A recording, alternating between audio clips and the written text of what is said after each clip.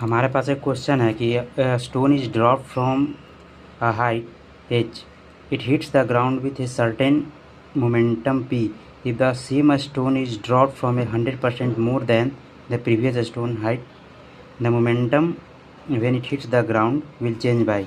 तो इसको हम बना सकते हैं कैसे? इसको हम जैसे मैं मान लीजिए कि एक स्टोन को हम एक हाइट से गिरा रहे हैं, एच हाइट से ड्रॉप कर रहे हैं। जब इस ड्रॉप हो रहा है तो इनिशियल स्पीड तो इसका 0 हो जाएगा और हाइट 8 से इसको हम लोग ड्रॉप कर रहे हैं।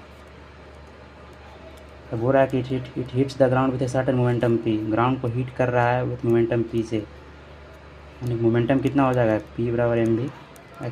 जब वेलोसिटी जब ड्रॉप करते हैं तो वेलोसिटी कितना होता है √2gh, इसका इनिशियल मोमेंटम हो गया। अब कह रहा है कि if the same stone is drop from A 100% more than the previous stone, 100% height को बढ़ा दिया जा रहा है, यानी कि अब हाइट कितना हो जा रहा है 2h, यानी कि ड्रॉप कर रहे हैं। इनिशियल स्पीड तो 0 ही है, लेकिन अब इसका हाइट को हम लोग डबल कर दे रहे हैं, तब इसका मोमेंटम कितना हो जाएगा, फाइनल मोमेंटम m इंटू भी हो जाएगा √2g, और हाइट को बोला जा रहा है कि इसको दुगना कर दे रहे हैं 2gh, यानी कि m√4gh। अब कह रहा है कि the momentum and it hits the ground will change by, यानी कि चेंज इन मोमेंटम निकालना है। चेंज इन मोमेंटम का फॉर्मूला कितना होता है, डेल्टा p बाई p, इतना इंटू 100%, इतना इंटू 100, यानी चेंज इन मोमेंटम कितना हो जाएगा p फाइनल माइनस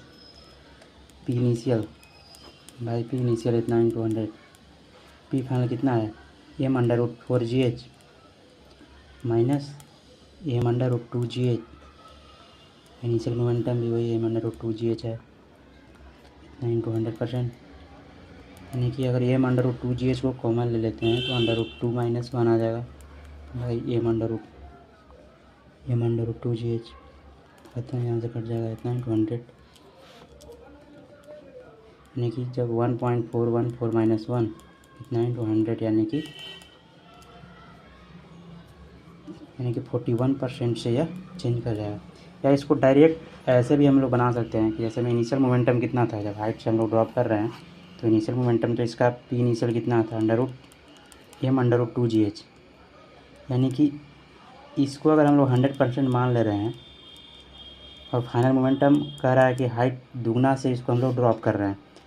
तो m√2g इतना इंटू 2h, यानी कि इसको √2 टाइम्स बढ़ जा रहा है, यानी कि √2 इंटू 100,